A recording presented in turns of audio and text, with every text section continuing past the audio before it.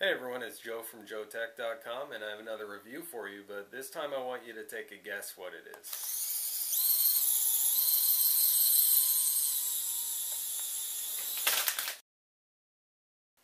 If you didn't catch that flying across the screen, it's the FlutterBye Flying Fairy.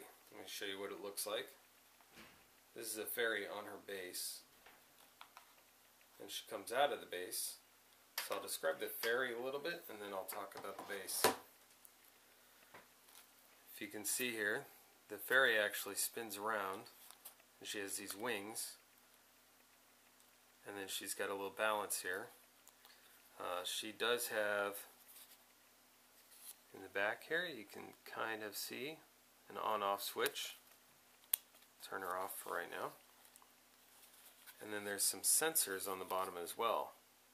There's a couple little sensors, so she can see how close she is to your hand.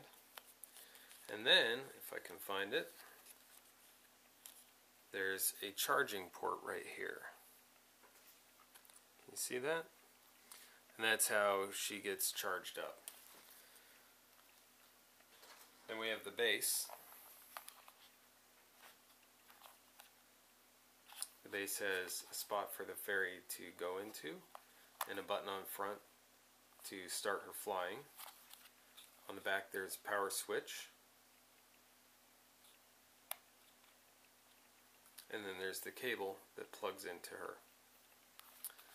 This one takes 6 AA batteries, and then it also has a rechargeable battery, of course, in the fairy. And this is how she plugs in. You can see there, she just plugs right in. Well, that's how she stands in there, and then we just plug the cable in there.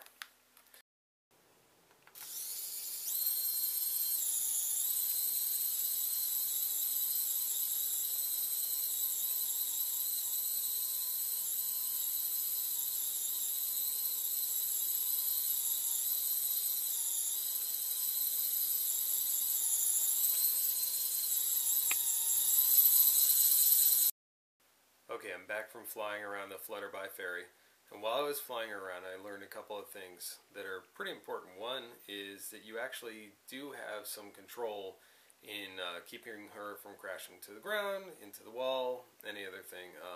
And the trick is, if you keep your hand under her about that far, and if she starts to get too high, just drop your hand down and then raise it back up if she starts to get too low. If she starts to get too far away, you can grab her by the legs and then just let go again when she's a little closer to where you want her to be. So I also figured out too, if she gets up to the ceiling, and you shouldn't let her get that high, the head actually has a little bit of give here. So there's a little bit of space, so she can hit the ceiling and it won't hit very hard. So that's a good thing. And as well, I don't know if you can see that, the wings actually have a little bit of a bumper here on the end, and then they actually bend a little bit as well to keep them from breaking, which is nice because, as you can see, well, maybe you can't see because there's no real damage, but I've crashed it into the wall and the floor a few times, and the cat's chased it.